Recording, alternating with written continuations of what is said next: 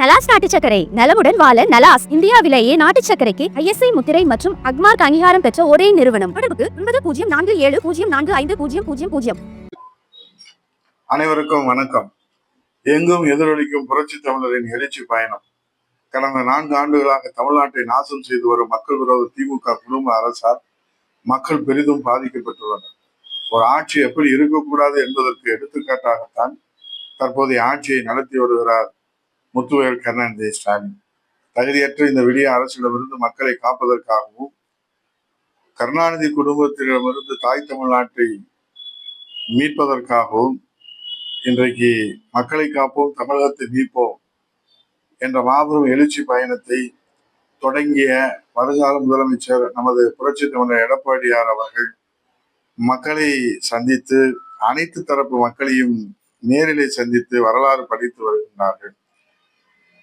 ஏழை எளிய மக்களுக்கு தரமான காங்கிரீட் வீடுகள் கட்டி தரப்படுவோம், ஏழைகளை இல்லாத தமிழ்நாட்டை உருவாக்குவேன் என எடப்பாடியார் அவர்களின் சூளுரை ஏற்றிருக்கின்றார்கள். அனைத்து மகளிருக்கும் தீபாவளி பண்டிகையை முன்னிட்டு அற்புதமான புடவை அதிமுக ஆட்சி அமைந்தவுடன் வழங்கப்படும். அனைத்து பெண்களுக்கும் ஒரு அன்பு அண்ணனாக சீர் செய்ய உள்ளார் எடப்பாடியார். இன்றைக்கு AI உலகில் மாணவர்களின் கணினித்திறனை மேம்படுத்த அதிக செயல்திறன் மற்றும் சேமிப்பு நவீன அம்சங்களுடைய மடிக்கணினியை மீண்டும் வழங்கப்படும் என உறுதியளித்திருக்கிறார்.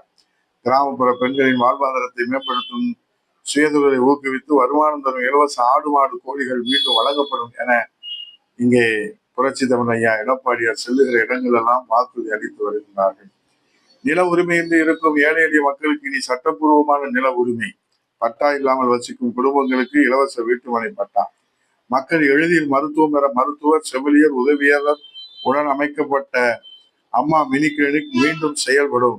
மருத்துவம் இனி அனைவருக்கும் அருகிலேயே.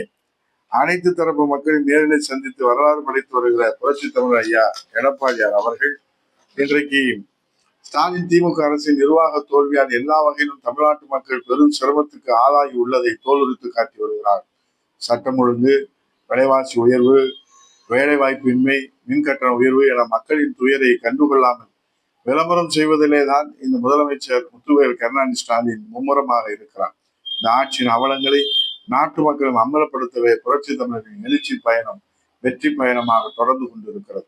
செல்லும் இடமெல்லாம் கடல் அலைகளைப் போல மக்கள் வெள்ளம் திரண்டு நிற்பதை இன்றைக்கு மக்களை காக்கின்ற கப்பலை போல நீந்தி சொல்கிறது மாண்புமிகு எதிர்க்கட்சி தலைவர் எடப்பாடியார் அவர்களின் பச்சை கலர் வாகனம், பச்சை கலர் பஸ்.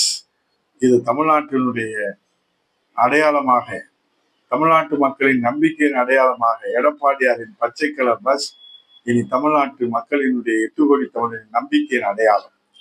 இது எழுச்சி பயணமா, மகிழ்ச்சி பயணமா, வெற்றி பயணமா, புரட்சி பயணமா என்று விவாதங்கள் 8 திக்கும் எங்கும் நடைபெற்றுக் கொண்டிருக்கிறது.